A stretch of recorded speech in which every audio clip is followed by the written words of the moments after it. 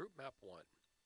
Group Map 1 shows the legal length limits, both trailer length and overall length, for legal size vehicles and combinations when hauling legal size loads.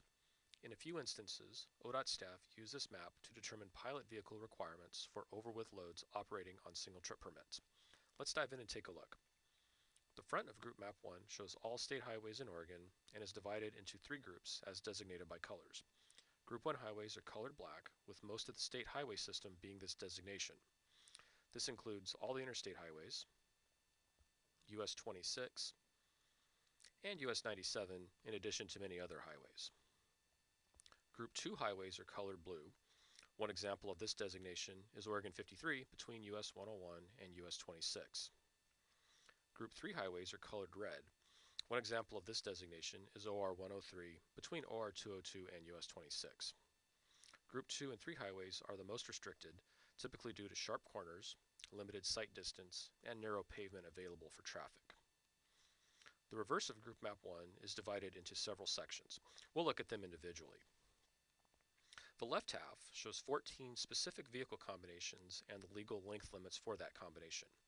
Keep in mind that the line drawings are just examples and not intended to cover every possible axle configuration and types of hauling equipment for that category. The left half also has many exceptions and detailed explanations. For example, if you look at Category 3, truck-tractor semi-trailer combination, you will see that on Group 1 highways, the overall length is limited to 60 feet, with a maximum trailer length of 53 feet. The asterisk and see below text direct you to look at Route Map 7 for the actual lengths allowed. Most routes in the state allow longer than 60 feet in overall length for this type of combination, but may be trailer length restricted. The major truck routes, such as interstate highways, have no limit to overall length, as long as the trailer length does not exceed 53 feet. Again, refer to Route Map 7 for additional information. Other clarifying information is referenced on the lower right of the reverse of Group Map 1.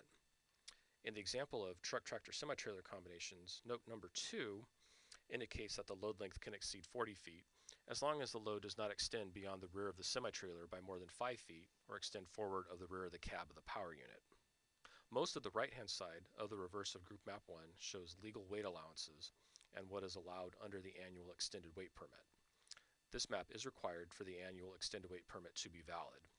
Weight Table 1 is the legal weight table, and no permit is required up to the weight shown. As an example of how to read it, let's see how much weight can be legally hauled on a triaxle trailer with a 10-foot spread. The wheelbase is measured from the center of the first axle to the center of the third axle.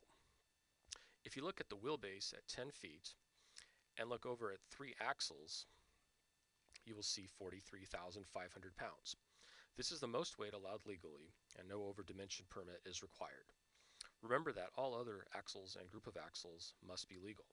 To put 34,000 pounds on your tandem drive axle, there is a minimum spread required for the 77,500 pounds to be allowed on that 5-axle group.